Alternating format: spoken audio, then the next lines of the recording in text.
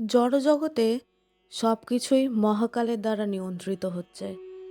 সৃষ্টির পূর্বেও শ্রীকৃষ্ণ ছিলেন, সৃষ্টির পরেও সব কিছুই শ্রীকৃষ্ণকে আশ্রয় করে বিরাজ করে এবং সৃষ্টি যখন ধ্বংস হয়ে যাবে তখনও শ্রীকৃষ্ণই থাকবেন। তাই সর্ব অবস্থাতেই তিনিই হচ্ছেন পরম সত্য। রাধে রাধে সবাই, আমি মৌমিতা।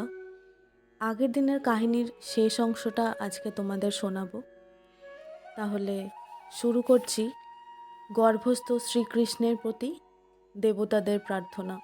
রাজা কংস কেবল যদু, ভোজ, অন্ধকবংশীয় রাজাদের রাজ্য এবং শূরসেনের রাজ্যই অধিকার করল না, সে সমস্ত আদি অসুরদের সঙ্গেও মিত্রতা স্থাপন করল। সেই সময় মগধের রাজা ছিল জরাসন্ধ। তার কূটনীতির প্রভাবে কংস জরাসন্ধের নেতৃত্বে সেই সময়কার সমস্ত প্রতাপশালী রাজাদের একত্রিত করল। তারপর সে বানাসুর ও ভৌমাসুর নামক দৈত্য রাজাদের সাথে সন্ধি স্থাপন করল। এইভাবে সে নিজেকে সবচাইতে প্রতিপত্তিশালী করে তুলল। তারপর সে কৃষ্ণ যে বংশে আবির্ভূত হয়েছিলেন সেই যদু বংশের প্রতি ঘোর শত্রুতা করতে শুরু করল।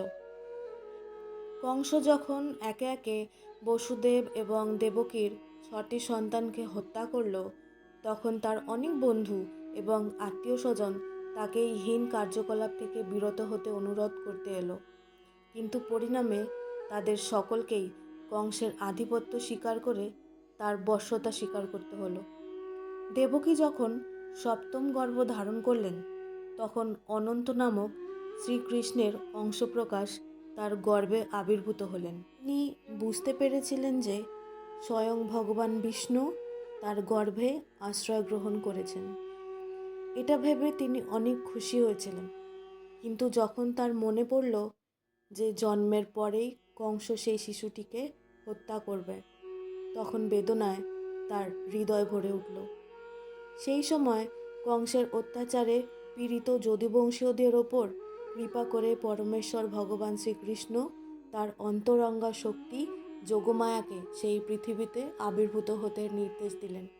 কৃষ্ণ যদিও সমস্ত জগতের পতি, কিন্তু তিনি হচ্ছেন বিশেষভাবে যদুপতি।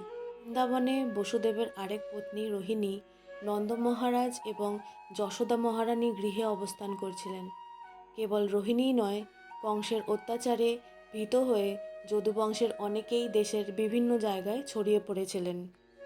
ভগবান যোগমায়াকে বললেন, দেবকী এবং বসুদেব কংসের কারাগারে অবরুদ্ধ হয়ে আছে, আর আমার অংশ অবতার অনন্ত শেষ দেবকীর গর্ভে অবস্থান করছে। তুমি গিয়ে দেবকীর গর্ভ থেকে শেষকে রোহিণীর গর্ভে স্থানান্তরিত করো। তারপর আমি স্বয়ং আমার পূর্ণ বৈভব সহ দেবকীর গর্ভে আবির্ভূত হব। আমি দেবকী এবং বসুদেবের পুত্ররূপে আবির্ভূত হব, আর তুমি বৃন্দাবনের নন্দ এবং যশোদার কন্যা রূপে আবির্ভূত হবে। শ্রীকৃষ্ণ এবং যোগমায়া পরম শক্তিমান এবং পরাশক্তি ভ্রাতা ও ভগিনী রূপে আবির্ভূত হলেন। যদিও অপ্রাকৃত স্তরে শক্তি এবং শক্তিমানে বিশেষ কোনো ভেদ নেই, কিন্তু শক্তি সব সময়ই শক্তিমানের অধীন তত্ত্ব। যারা জড়বাদী তারা শক্তির পুজো করে, কিন্তু যারা পরমার্থবাদী তারা শক্তিমানের পুজো করেন। শ্রীকৃষ্ণই হচ্ছেন পরম শক্তিমান, আর মা দুর্গা হচ্ছেন সেই জড় জগতে তার পরাশক্তি। ভগবান যোগমায়াকে এটাও বললেন যে অনন্তশেষ নামক তার পূর্ণ অবতার দেবকীর গর্ভে অবস্থান করছেন। রোহিণীর গর্ভে বলপূর্বক আকৃষ্ট হয়েছিলেন বলে তাকে সংকর্ষণও বলা হয়, এবং তিনি সমস্ত আধ্যাশক্তির উৎসরূপে জীবকে রমণ আনন্দ প্রদান করেন, তাই তার আরেক নাম বলরাম। পরমেশ্বর ভগবানের দ্বারা এইভাবে আদিষ্ট হয়ে যোগমায়া ভগবানকে প্রদক্ষিণ করে তার আদেশ অনুসারে জরা জগতে আবির্ভূত হলেন। যখন সর্বশক্তিমান ভগবান দেবকীর গর্ভ থেকে রোহিণীর গর্ভে স্থানান্তরিত হলেন, তখন রোহিণী এবং দেবকী উভয়ই যোগমায়ার প্রভাবে আচ্ছন্ন ছিলেন। যোগমায়ার এই প্রভাবকে যোগনিদ্রা বলা হয়। দেবকীর গর্ভ থেকে তার এই 7ম সন্তানটি গর্ভান্তরিত হওয়ার ফলে সকলেই মনে করল যে দেবকীর গর্ভপাত হয়েছে। এইভাবে বলরাম যদিও দেবকীর গর্ভে এলেন, কিন্তু তিনি রোহিণীর গর্ভে স্থানান্তরিত হলেন তার পুত্ররূপে আবির্ভূত হওয়ার জন্য। এই আয়োজনের পর পরমেশ্বর ভগবান শ্রীকৃষ্ণ, যিনি সর্বদাই তার পূর্ণ শক্তি তার অনন্য ভক্তকে দান করতে প্রস্তুত, সমগ্র সৃষ্টির প্রভুরূপে বসুদেবের হৃদয়ে প্রবিষ্ট হলেন। এর থেকেই বোঝা যায় যে শ্রীকৃষ্ণ বসুদেবের হৃদয় থেকে দেবকীর হৃদয়ে প্রবিষ্ট হয়েছিলেন। বসুদেব যখন ভগবানের স্বরূপকে তার হৃদয়ে ধারণ করেছিলেন, তখন তাকে সহস্র সূর্যের মতো উজ্জ্বল বলে মনে হচ্ছিল। বসুদেবের নির্মল হৃদয়ে বিরাজমান ভগবান পরমেশ্বর ভগবান শ্রীকৃষ্ণ থেকে ভিন্ন নন। যেখানে শ্রীকৃষ্ণের রূপের প্রকাশ হয়, বিশেষ করে হৃদয়ে, তাকে ধাম বলা হয়। ধামে কেবল শ্রীকৃষ্ণের রূপেরই প্রকাশ হয় না, সেখানে তার নাম, রূপ, তার গুণ, তার পরিকর ও সব বৈশিষ্ট্য একসঙ্গে প্রকাশিত হয়। এইভাবে পরমেশ্বর ভগবানের নিত্য রূপ, তার সমস্ত শক্তিসহ বসুদেবের হৃদয় থেকে দেবকীর হৃদয়ে স্থানান্তরিত হলো। ঠিক যেভাবে অস্তগামী সূর্যের রশ্মি পূর্ব দিগন্তে উদীয়মান চন্দ্রে প্রবেশ করে। বসুদেবের শরীর থেকে শ্রীকৃষ্ণ দেবকীর শরীরে প্রবেশ করলেন, যদিও তিনি সাধারণ জীবাত্মার সীমার অতীত।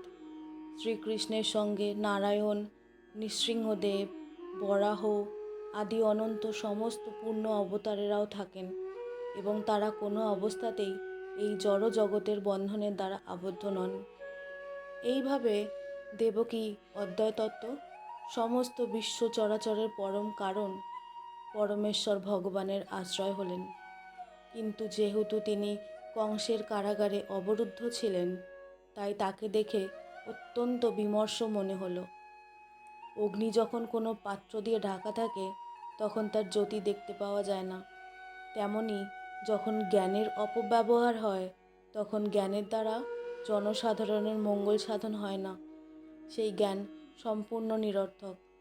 পরমেশ্বর ভগবানকে গর্ভে ধারণ করার ফলে দেবকী যে অপূর্ব সুন্দর রূপ প্রাপ্ত করেছিলেন, কংসের প্রাসাদে কারারুদ্ধ থাকার ফলে কেউই তার সেই রূপ দর্শন করতে পারল না।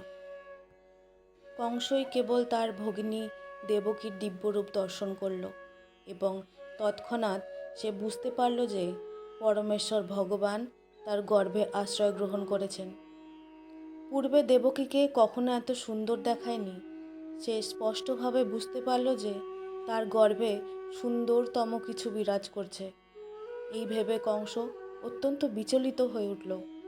সে নিশ্চিতভাবে জানত যে পরমেশ্বর ভগবান ভবিষ্যতে তাকে হত্যা করবে, এবং এখন সে বুঝতে পারল যে তিনি এসে গেছেন। তাই কংস ভাবতে শুরু করলো দেবকীকে নিয়ে এখন তার ঠিক কী করা উচিত।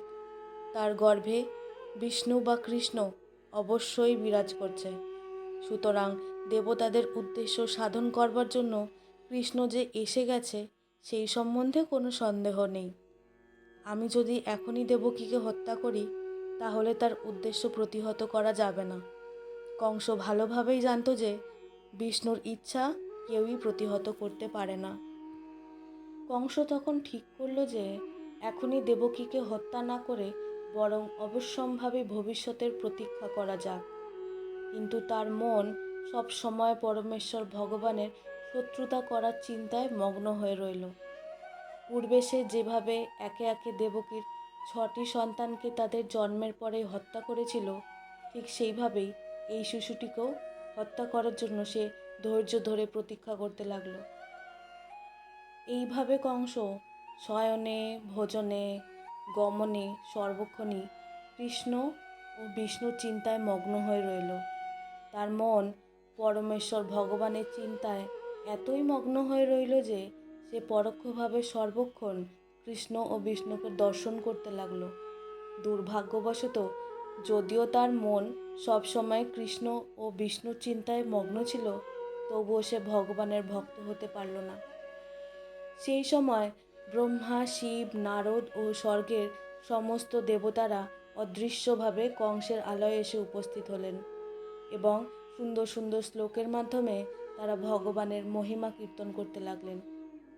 এই প্রার্থনাগুলি ভক্তদের অতি প্রিয় এবং এই প্রার্থনা কীর্তন করার ফলে তাদের সমস্ত মনোবাঞ্ছা পূর্ণ হয়।